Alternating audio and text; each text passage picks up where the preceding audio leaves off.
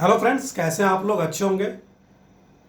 जो टॉपिक हम बात कर रहे हैं एंशिएंट इंडिया में, प्राचीन भारत में, वह मौर्योत्तर काल। काफ़ी बड़ा टॉपिक है। तोड़ तोड़ कर हम लोग देख रहे हैं देसी राजवंश और विदेशी राजवंशों की स्थापना के रूप में।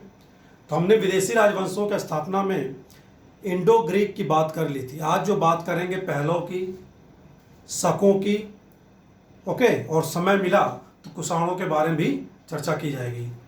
ठीक है, तो ये 3 विदेशी राजवंश बचे हैं हमारे टॉपिक मौर्योत्तर काल में। तो शुरू करते हैं। आज का जो पहला टॉपिक है छोटा सा, पहलव या पार्थियाई। ठीक है, जितने भी ये विदेशी राजवंश हैं सब के सब क्या है, मध्य एशिया से भारत की तरफ बढ़े। कुषाण क्या है, पश्चिमी चीन से आए। ओके, तो मौर्योत्तर काल में सबसे पहला हम बात करेंगे पहलव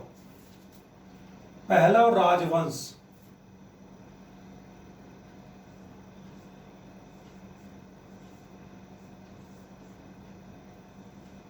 पहलव या इसको पार्थियाई भी कहा जाता है, पार्थियाई।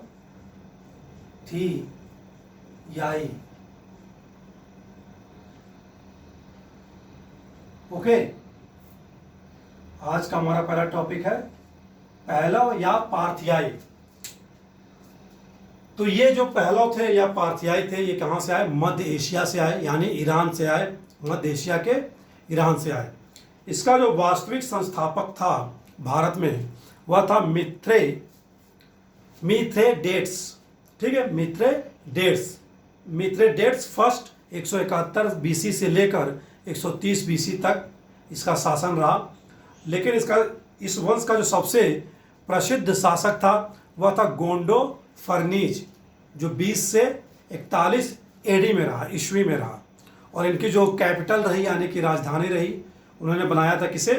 तक्षशिला को।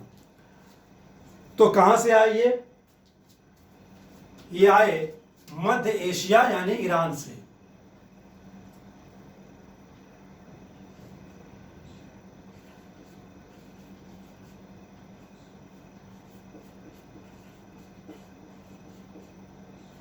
मध्य एशिया यानी ईरान से, मध्य एशिया के ईरान से। ओके, इसका जो पहला वंश का संस्थापक रहा वह कौन रहा? वास्तविक संस्थापक की बात करें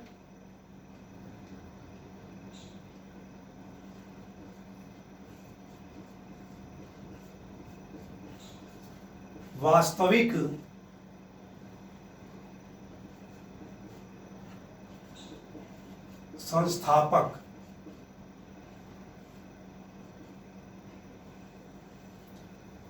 संस्थापक पार्थियाइयों का या पहलवों कौन था? मिथ्रेडेट्स फर्स्ट।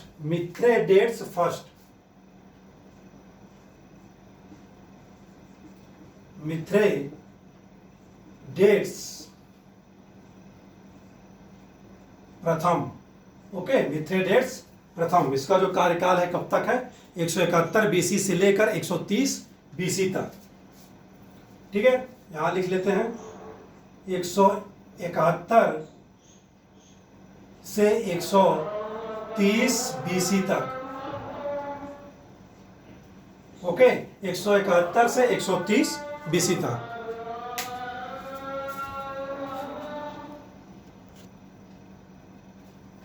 Sorry for disturbance. तो हम बात करते हैं पहलों की। ठीक है, वास्तविक संस्थापक मिथ्रेडेट्स की बात की। लेकिन जो इस वंश का सबसे प्रसिद्ध शासक था वह कौन था? गोंडो फर्नीज 20 से 41 ईस्वी। जो इनकी जो राजधानी बनाई गई थी वह कौन सी थी? राजधानी इन्होंने बनाई थी तक्षशिला को। किसे? तक्षशिला।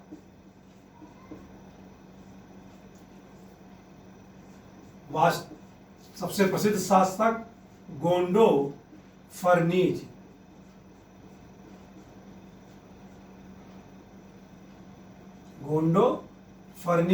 ठीक है, गोंडो फर्नीज 20 से 41 ईस्वी। 20 से 41, ये एडी में बात कर रहे हैं हम। ठीक है, गोंडो फर्नीच के समय ही क्या है, यानी कि पहली सदी है, पहली सदी 20 से 41 ईस्वी के समय ही क्या है, इसके शासन काल में भारत में ईसाई धर्म का प्रवेश हुआ। ठीक है, भारत में ईसाई धर्म का प्रवेश हुआ फर्स्ट सदी में, यानी कि ईसाई धर्म के प्रचार के लिए एक व्यक्ति आया, क्या नाम था उनका, सेंट थॉमस। ठीक है, सेंट थॉमस ईसाई प्रचारक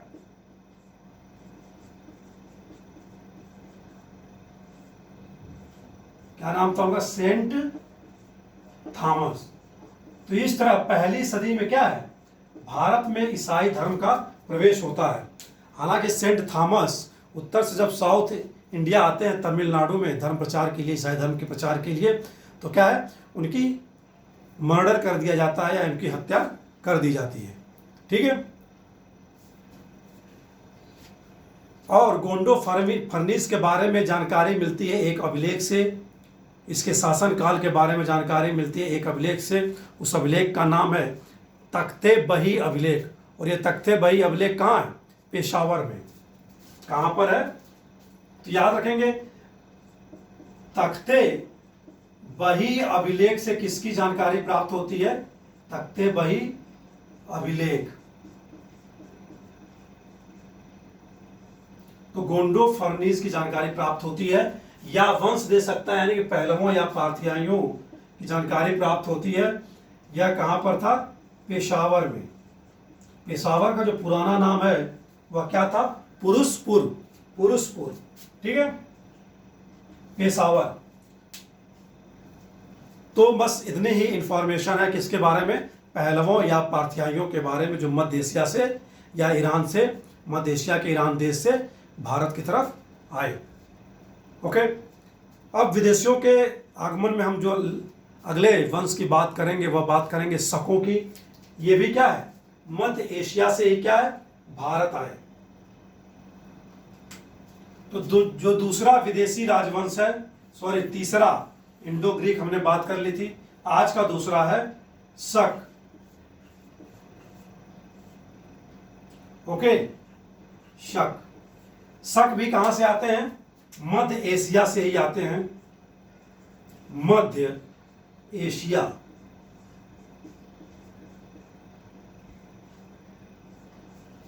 ठीक है, मध्य एशिया का क्षेत्र, Iran, Iraq, Kazakhstan, Afghanistan, bacteria कह सकते हैं, ताजिकिस्तान, ये वाला जो एरिया है क्या, ये मध्य एशिया है, सऊदी अरब वाला एरिया। ओके, तो ये भी क्या है, मध्य एशिया से ही भारत की तरफ आए शक। मध्य एशिया की बात करें तो इनकी टोटल 5 शाखाएं थी, मध्य एशिया से आए, और ये क्या है, अफगानिस्तान में बस गए। एक शाखा तो अफगानिस्तान में बस गई 5 शाखाओं में से, और 2 शाखाएं जो है भारत में आई। मतलब जो भारत में आए वो भी क्या है, 2 भागों में बट गए। एक तो जो पश्चिमोत्तर प्रांत है भारत का, पश्चिम वाला प्रांत की बात करें, अगर ये साउथ इंडिया का मैप देखें तो ये पश्चिम है, पश्चिमोत्तर वाला जो भाग है, यानी कि पाकिस्तान और अफगानिस्तान जहाँ है, पंजाब का जो क्षेत्र है, तक्षशिला कश्मीर वाला जो क्षेत्र है, तो उत्तर पश्चिम क्षेत्र में क्या है, एक बसे, और एक कहाँ बसे, पश्चिमी क्षेत्र पर, इस साइड। ठीक है, इस साइड। तो 2 शाखाओं में यहां भी बढ़ते हैं, एक पहला यहां और दूसरा यहां। जो ऊपर है वो अपने आप को उत्तरी क्षत्रप के रूप में जानते हैं, और जो पश्चिम में है पश्चिमी क्षत्रप। यानी कि 2 शाखाएं में ये भी क्या है, भारत में बट जाते हैं। ओके, उत्तरी क्षत्रप और पश्चिमी क्षत्रप। उत्तरी क्षत्रप वाले कहां तक हैं, उत्तरी क्षत्रप वाले आपको मिलेंगे मथुरा तक। ठीक है, ये मथुरा तक।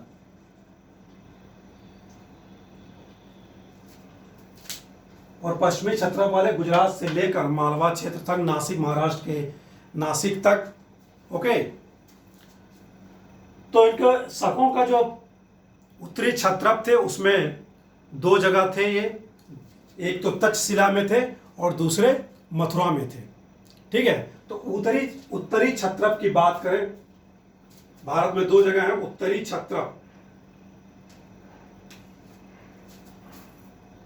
तो इसमें जो पहला बात कर रहे हैं हम उत्तरी क्षत्रप की,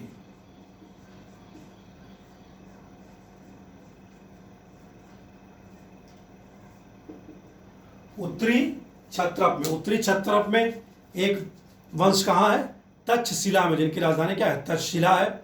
ओके,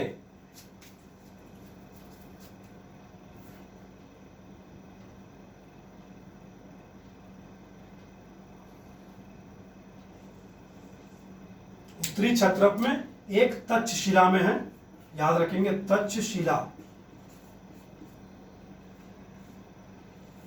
ठीक है, तो तक्षशिला में जो है उसका जो पहला शासक है शकों का, वह कौन है, इंग्लिश में माउस कहते हैं, और हिंदी में अगर माउस का अर्थ क्या होता है, चूहा, तो चूहा नहीं है, नाम है इसका माउस। ठीक है, इसका जो शासक है वह कौन है, तक्षशिला वाले का माउस।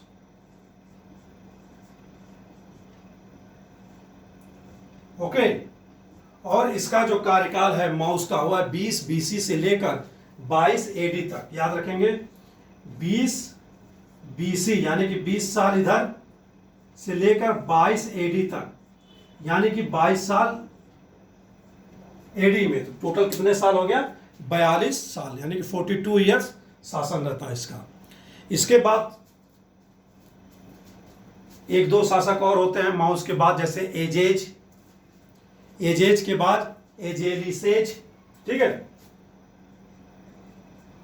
एजेज,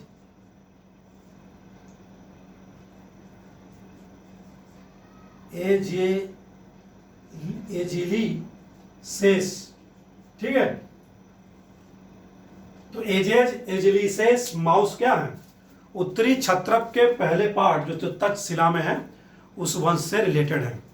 दूसरा जो बात करेंगे हम उत्तरी क्षत्रप में, दूसरा मथुरा में जो बसे, मथुरा में।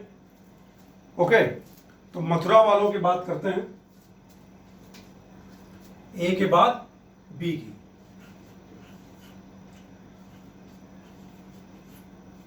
मथुरा, हालांकि मथुरा वाले जो बसे वो पहले मथुरा में नहीं थे, उस पहले कहाँ थे, मालवा क्षेत्र में रहते थे। मालवा क्षेत्र यानी कि जो ये एमपी, गुजरात और नीचे महाराष्ट्र का कुछ पार्ट लगता है, ये पश्चिमी एमपी का क्षेत्र, मालवा क्षेत्र, या जहाँ उज्जैन बसा है। ओके, तो पहले ये कहाँ थे, मथुरा के शक पहले मालवा में रहते थे। एक शासक का नाम सुने होंगे विक्रमादित्य, और उसके नाम पर क्या है, नवीन संवत भी चलता है 57 BC, यानी कि विक्रम संवत या मालव संवत। क्यों नवीन संवत चला विक्रम के नाम पे या विक्रमादित्य के नाम पे, क्योंकि 57 BC में विक्रमादित्य ने जो मालवा क्षेत्र में शक थे, यहाँ थे, इनको पराजित किया, और ये कहाँ चले गए, मथुरा चले गए। ठीक है, ये मथुरा चले जाते हैं। तो मथुरा में इसका जो प्रथम शासक है वह कौन है, प्रथम शक शासक राजुल। प्रथम शक शासक राजुल। ओके, या इसे दूसरे नाम से भी जानते हैं राजुल, राजुल या राजुल।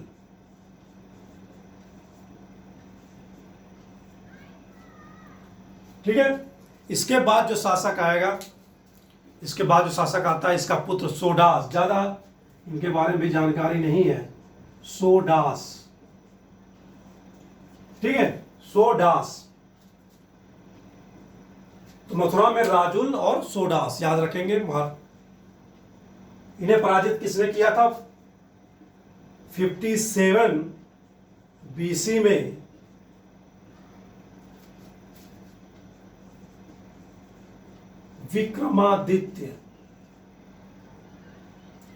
विक्रमादित्य द्वारा पराजित। तो पराजित हुए 57 BC में, तो क्या है, इसको क्या कहा गया, मालवा संवत। ठीक है, या विक्रम संवत।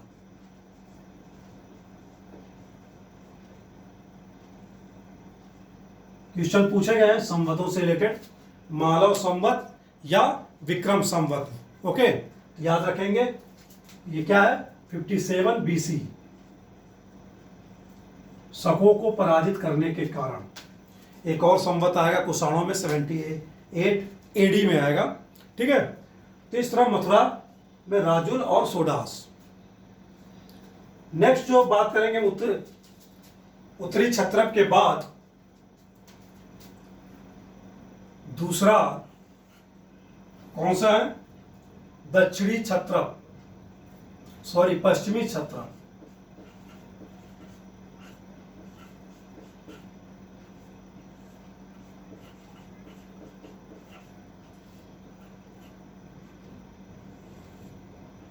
ठीक है, पश्चिमी क्षत्रप। यहां वाले पश्चिमी क्षत्रप में भी क्या है, दो हैं, एक जो नासिक में है और दूसरे उज्जैन में है, मालवा में है। ठीक है, उज्जैन और मालवा में सबसे प्रसिद्ध शक शासक कौन है, रुद्रदामन, जिसके बारे में भी हम पढ़ेंगे। और नासिक में कौन है, पहला नासिक में बात करें नहपान। ठीक है, इसमें ए में किसकी बात करेंगे हम, नासिक। नासिक के शक। ओके, नासिक पश्चिमी क्षत्रप में नासिक। नासिक में कौन है, नासिक में दो फेमस शक शासक हैं, भूमक और नहपान। कौन कौन, भूमक व नहपान। नहपान की बात हमने पहले भी की थी। इसे गौतमी पुत्र सातकर्णी ने क्या है, पराजित करके मार डाला था नहपान को। ओके, नहपान को। नासिक वालों शकों के जो क्षेत्र था वो काफी विस्तृत था। जैसे नहपान के समय पूना का क्षेत्र, उत्तरी कोंकण का क्षेत्र था, काठियावाड़ गुजरात में क्षेत्र था, दक्षिणी गुजरात का एरिया था, पश्चिमी मालवा आदि का क्षेत्र था। नासिक के शकों ने क्या है, हम देख रहे हैं जो महाराष्ट्र का एरिया है, एक बड़े भूभाग पर क्या है, विजय प्राप्त करते हैं, आधिपत्य करते हैं, अधिकार करते हैं। किसको हराकर, इस समय किसका शासन है, महाराष्ट्र के बड़े भूभाग पर सातवाहन राजाओं का भाग। ठीक है, तो महाराष्ट्र के बड़े भूभाग को क्या है, जीता जाता है नहपान द्वारा या यहाँ के नासिक के शकों द्वारा। ठीक है, इनकी जो राजधानी थी नासिक के शकों की, वो राजधानी क्या थी, मिन नगर। अगर राजधानी की बात करें, राजधानी थी मिन नगर कहाँ है, भड़ौच जो एरिया है और उज्जैन। ठीक है, भड़ौच और उज्जैन के बीच में एक नगर था, मिन नगर। ओके, भड़ौच और उज्जैन के बीच में ये नगर था, मिन नगर। यह राजधानी किसकी थी, पश्चिमी क्षत्रपों की। तो क्वेश्चन पूछा जा सकता है कि मिन नगर किसकी राजधानी थी, नासिक के क्षत्रपों की, मथुरा के शकों की, या तक्षशिला के शकों। ठीक है, शकों की। तो मिन नगर जो थे, नासिक में जो शक थे उनकी राजधानी थी मिन नगर, भड़ौच और उज्जैन के मध्य में। नहपान, अभी बात की हमने, इसको हराया गया था किसके द्वारा, सातवाहन शासक गौतमी पुत्र सातकर्णी ने पराजित किया और इसका क्या किया, वध कर दिया, मार डाला गया। ओके, तो नहपान को गौतमी पुत्र सातकर्णी ने हराया।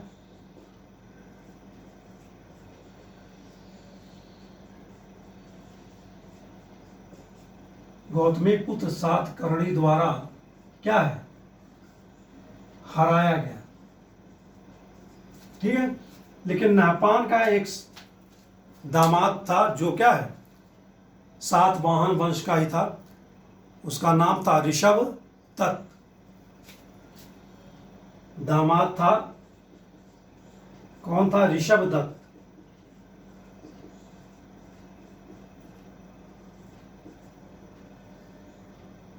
ठीक है, सातवाहनों, ऋषभ दत्त,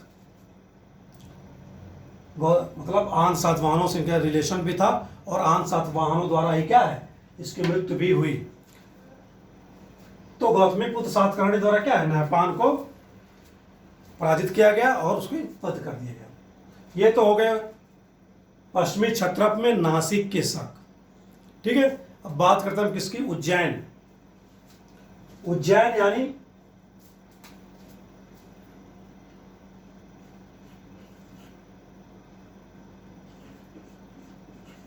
मालवा या उज्जैन के शक।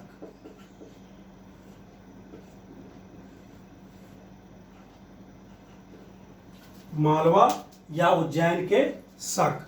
ओके, तो इसका फेमस शासक, जैसे कि मैंने बात की शुरुआत में, सबसे प्रसिद्ध शासक जो था इसका, इस वंश का, वह कौन था, रुद्रदामन। लेकिन इसका जो पहला स्वतंत्र शासक की बात करें तो पहला जो शासक था, पहला स्वतंत्र जो शासक था वह कौन था, चष्टन। याद रखेंगे चष्टन कौन था, मालवा या उज्जैन के शकों का पहला स्वतंत्र शासक था चष्टन। लेकिन सबसे फेमस जो शासक हुआ वह कौन हुआ, रुद्रदामन। कौन हुआ, रुद्रदामन।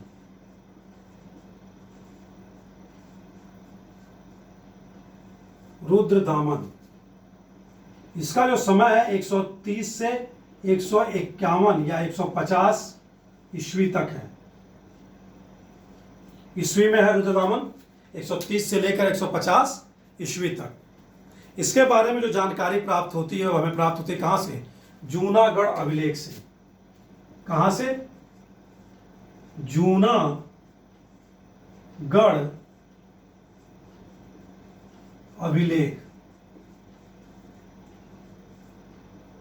जूनागढ़ अभिलेख, जूनागढ़ अभिलेख का जो समय है वह 150 ईस्वी में ही है। ठीक है, अंतिम वर्ष में 150 ईस्वी में। जूनागढ़ अभिलेख से रुद्रदामन का जानकारी मिलती है। क्या जानकारी मिलती है कि जो सुदर्शन झील थी, जो चंद्रगुप्त मौर्य के समय राज्यपाल रहे सौराष्ट्र के, पुष्यगुप्त द्वारा जो सुदर्शन झील का निर्माण कराया गया था वह जीर्ण अवस्था में थी। वह झील जिसके किनारे बांध थे, तो उस बांध का क्या है, सुदर्शन झील के बांध का निर्माण किसके द्वारा कराया गया, रुद्रदामन के राज्यपाल सुविशाख द्वारा। कौन था राज्यपाल, सुविशाख। तो सुदर्शन झील का पुनर्निर्माण,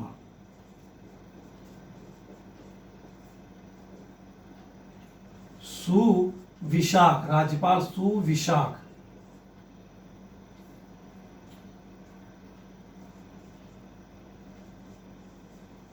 राज्यपाल सुविशाख द्वारा। ठीक है, अशोक द्वारा भी सुदर्शन झील का पुनर्निर्माण कराया गया था बांध का। फिर और किसके द्वारा, रुद्रदामन द्वारा, और एक और शासक कौन, स्कंदगुप्त द्वारा। ठीक है, तो ये सारे नाम याद रखेंगे, सुदर्शन झील से रिलेटेड है। चक्रपालित था राज्यपाल वहां का, स्कंदगुप्त के। ठीक है, तो जूनागढ़ अभिलेख से ये जानकारी प्राप्त होती है। और रुद्रदामन जो था वह काफी क्या है, शिक्षित था, विद्वान था, व्याकरण का, राजनीति का, तर्कशास्त्र का, संगीत का क्या था, विद्वान था। ओके, उज्जैन मालवा शक जो शक थे, उनका जो अंतिम शासक था वह रुद्र सिंह तृतीय रहा। रुद्र सिंह तृतीय।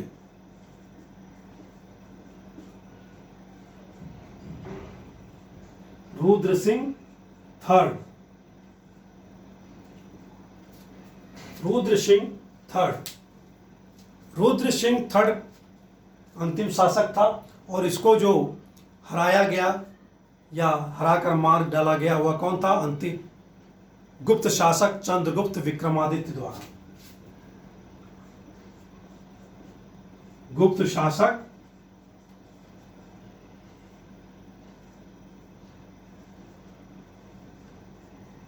चंद्रगुप्त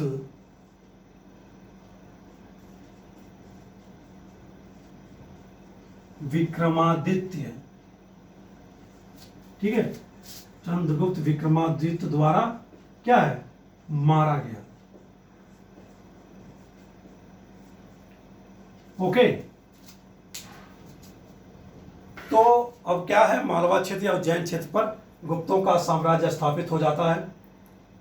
ठीक है, इसी शक विजय के उपलक्ष्य में चंद्रगुप्त विक्रमादित्य द्वारा क्या है, व्याघ्र शैली के सिक्के भी चलाए जाते हैं। गुप्ताज जब हम पढ़ेंगे तो उसमें बात करेंगे। ठीक है, फिलहाल यहाँ याद रखते हैं रुद्र सिंह थर्ड क्या है, अंतिम शासक था उज्जैन मालवा के, जो शक ब्रांच थी, शाखा थी उसका, और चंद्रगुप्त विक्रमादित्य द्वारा क्या है, पराजित किया गया और मारा गया। तो ये तो बात हो गई हमारा किसके, पहलवों और शकों के बारे में बात की हमने। अगला जो बात करेंगे हम कुषाणों के बारे में। कुषाण भी मध्य एशिया से आए, लेकिन वो पश्चिमी चीन से आए। पश्चिमी चीन में क्या है, यूची जाति थी। कौन सी जाति, यूची जाति। ओके, कुषाण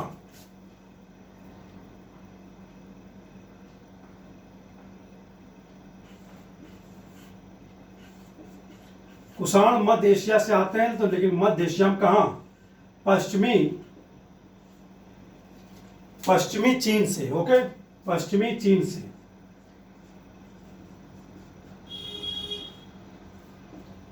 पश्चिमी चीन के ये क्या थे, यूची जात की कबीलाई थे। ओके, कबीलाई लोग थे, यूची जाति कबीलाई लोग थे। वहां पर क्या है, एक दूसरी कबीले द्वारा इन पर आक्रमण किया जाता है। उस कबीले का नाम था हिंगनू। ये सब नाम पूछे नहीं जाते, नहीं हिंगनू 165 BC के करीब इनके नेताओं को इनके नेता को मार डाला जाता है। तो उससे वह वहाँ से भागकर, ठीक है, पश्चिमी चीन से भागकर कहाँ जाते हैं, एक शाखा तो तिब्बत की ओर चली जाती है और दूसरी शाखा पश्चिम की ओर जाती है, जहाँ पर वो बैक्ट्रिया ने अफगानिस्तान में, उसके आगे पार्थिया में, ईरान में क्या है, शासकों को, बैक्ट्रिया शासकों को, पार्थियाई शासकों को क्या है, पराजित करते हैं। ओके, फिर ये पराजित करते हैं, तो उसके बाद क्या है, भारत में भी इनका प्रवेश होता है।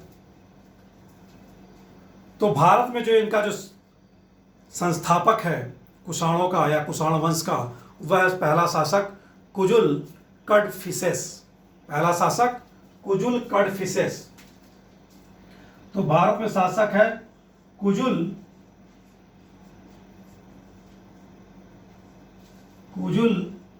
कडफिसेस।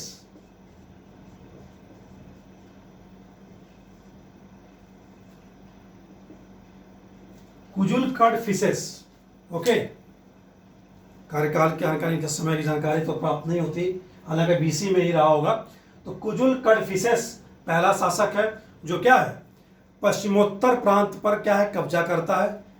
ओके, जो सिंधु नदी के जो सिंचित एरिया है पंजाब का, पाकिस्तान में आधा है, आधा भारत के पास है, पंजाब वाला एरिया, तो उस पर क्या है, पश्चिमोत्तर प्रांत पर कब्जा करता है। ठीक है, और इसके द्वारा केवल इसने एक काम किया, केवल तांबे के सिक्के चलाए।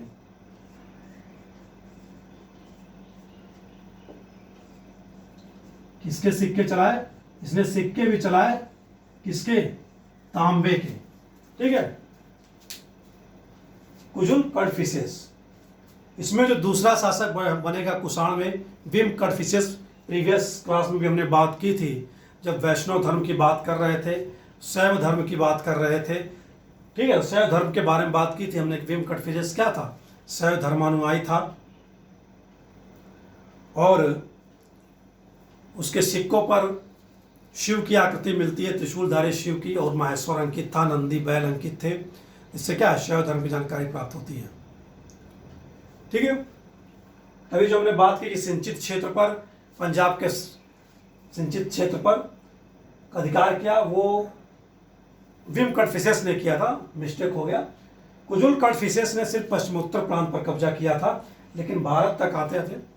पश्चिमोत्तर प्रांत की बात, तक्षशिला और पंजाब की बात करें, सिंचित क्षेत्र बात करें पंजाब पर, तो किसने किया था, विम कडफिसेस ने। तो जो इसमें दूसरा शासक है वह कौन है? विम कड़फिसेस।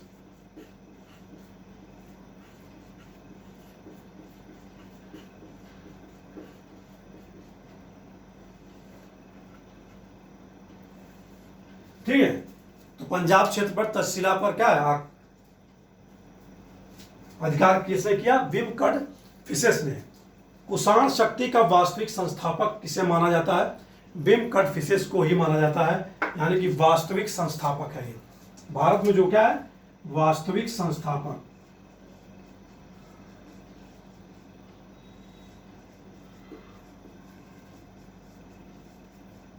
वास्तविक संस्थापक है विम कड़फिसेस। ठीक है, इसने भी सिक्के चलाए, सोने व तांबे के सिक्के चलाए। ठीक है, सोने व तांबे के सिक्के चलाए, दो द्विलिपीय भाषा चलाए। द्विलिपीय भाषा में लिखे हुए मतलब दो लिपि में, एक यूनानी लिपि में लिखा होता था एक साइड, और दूसरी ओर खरोष्टी लिपि में लिखा होता था। जैसा कि अभी हमने बात की, इसके सिक्कों पर शिव की आकृति होती थी, त्रिशूलधारी शिव की, नंदी बैल की और माहेश्वर शब्द लिखा होता था। सोने व तांबे के सिक्के। ठीक है, द्विलिपीय यूनानी भाषा में और खरोष्टी भाषा में लिखे होते थे, और सिक्कों पर शैव धर्म का अंकन था, यानी कि ऐसा माना था कि इससे क्या शैव धर्मानुयायी था। इसकी बात हमने की थी। नेक्स्ट जो बात करेंगे, कुषाण वंश के सबसे प्रसिद्ध शासक की बात करते हैं हम, कनिष्क की। किसकी? कनिष्क की।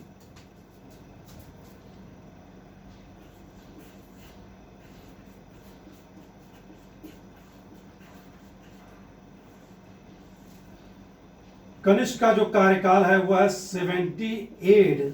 इसकी जानकारी प्राप्त होती है 102 एडी तक। ठीक है, 78 एडी से 102 एडी तक। 78 एडी में क्या है इसका?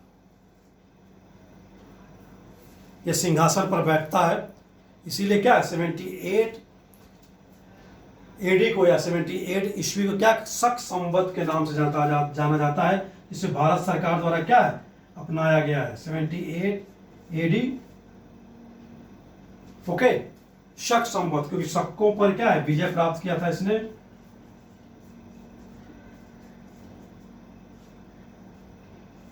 ओके, 78 एडी को शक संवत के रूप में अपनाया गया भारत सरकार द्वारा। और कनिष्क की जो पहली राजधानी थी वह कौन थी? पुरुषपुर या पेशावर। ठीक है, राजधानी बात करें पेशावर। और जो दूसरी राजधानी बनी वह कौन बनी? मथुरा। ठीक है, पेशावर और मथुरा दो राजधानियां बनी कनिष्क की। ठीक है, कनिष्क का युद्ध चाइना के शासकों के साथ भी हुआ। उसमें एक शासक था पांचाओ, चीन के पांचाओ शासक के साथ इसका युद्ध हुआ, उसमें यह विजयी हुआ। ठीक है, लेकिन हालांकि पहले यह क्या पराजित हुआ था। इसके समय की फेमस जो घटना है वह है चतुर्थ बौद्ध संगीति, जिसमें बौद्ध धर्म क्या है दो संप्रदायों में बढ़ जाता है, हीनयान और महायान। इसकी बात हमने की थी बौद्ध धर्म, जब हम पढ़ रहे थे बौद्ध संगीति की बात की थी। तो फोर्थ बौद्ध संगीति इसी के समय हुई। कहां पर? कुंडलवन, कश्मीर में। कश्मीर में इसने एक नगर भी बसाया था, कनिष्कपुर। याद रखेंगे, कनिष्कपुर। बौद्ध संगीति होती है कुंडलवन, कश्मीर में। और इसमें क्या है, इसी संगीति में, फोर्थ बौद्ध संगीति में बौद्ध धर्म दो भागों में, दो पार्टों में बढ़ जाता है, हीनयान और महायान। इसकी बात हालांकि हमने बौद्ध धर्म में कर ली थी। हीनयान क्या है, महायान क्या है? महायान। ओके, इसके समय दो कला शैलियों का उदय हुआ, नवीन कला शैलियों का, हालांकि उसकी बात हम जब संस्कृति में करेंगे, आर्ट एंड कल्चर में, गांधार कला शैली और मथुरा कला शैली का जन्म हुआ। थोड़ा सा जान लेते हैं गांधार कला शैली क्या है। गांधार कला शैली जो है,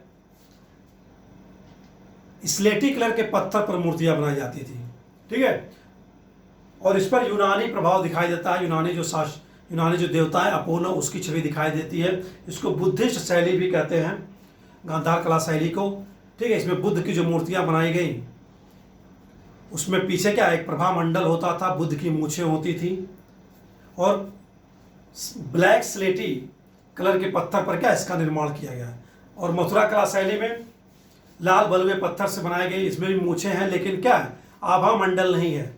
मथुरा कला शैली में क्या है, आध्यात्म या चिंतन करते हुए चेहरे पर दिखाया गया है।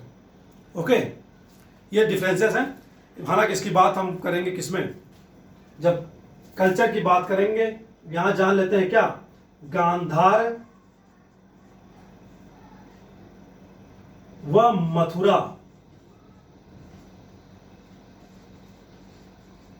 कला शैली। कला शैली का जन्म होता है किसके समय, कनिष्क के समय,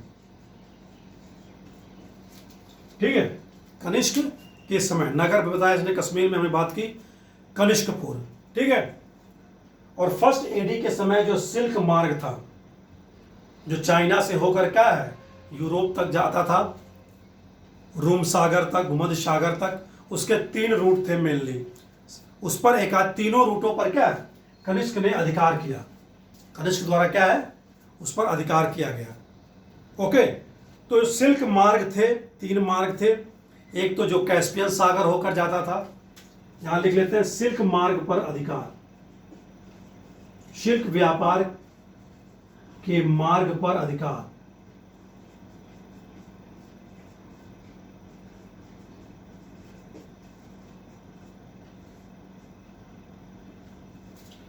सिल्क मार्ग व्यापार पर अधिकार, 3 रूट की बात करते हैं इसमें से। एक जो कैस्पियन सागर होकर जाता था, दूसरा जो फरात नदी के रास्ते होकर जाता था, फरात नदी यानी कि ईरान वाले एरिया में, ठीक है, और तीसरा एक भारत से होकर जाता था, भारत से होकर रेड सी होते हुए लाल सागर वाला व्यापार मार्ग। इन तीनों व्यापार मार्ग पर, सिल्क व्यापार मार्ग पर किसने अधिकार कर लिया, कनिष्क ने अधिकार किया, ठीक है। ये भी फैक्ट याद रखेंगे। सिक्कों की बात की हमने किस, तो सिक्कों में और बातें कर लेते हैं। जैसे सर्वाधिक स्वर्ण सिक्के किसने चलाए, तो वो कुषाणों ने ही चलाए। तांबे के भी सर्वाधिक सिक्के कौन चलाया, कुषाणों ने चलाया।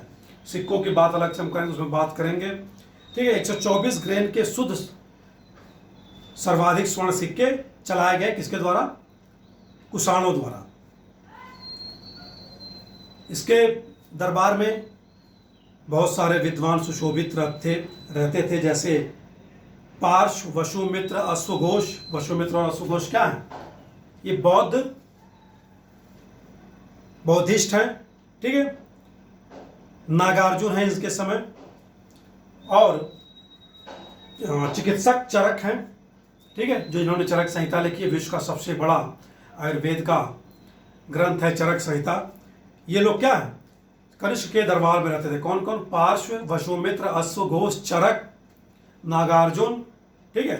लेकिन जो कनिष्क के पुरोहित था, पुरोहित भी होते हैं ना, जैसे राजा होते हैं उनके पुरोहित होते थे, जो धार्मिक कार्य करते थे, वह कौन था, संघरक्षक। कौन था, संघरक्षक। पुरोहित कौन था, संघ। हालांकि व्हाइट बोर्ड भर गया, इसे ज्यादा लिख नहीं पा, सुन लीजिए, सुनकर लिख सकते हैं आप, ठीक है। तो सिक्के हो गए, विद्वानों की बात हो गई। अब कनिष्क के उत्तराधिकारी की जो बात करें, कनिष्क का पुत्र आता है कौन, कनिष्क के बाद वासिष्क।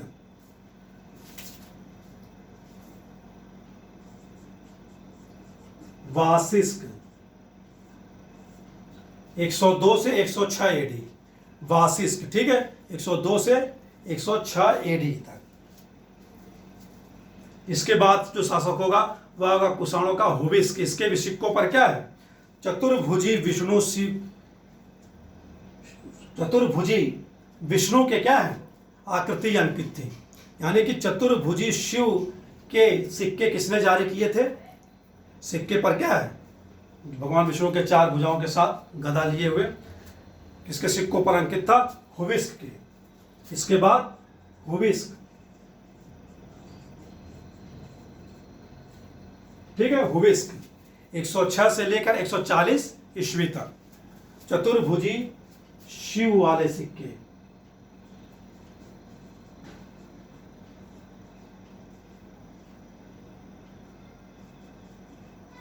सॉरी, चतुर्भुजी विष्णु,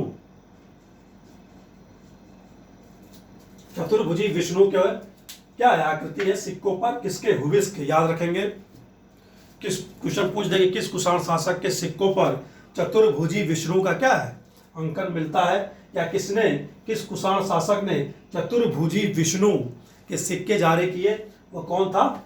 हुविस्क। और इसका जो अगला शासक है वासुदेव, वासुदेव,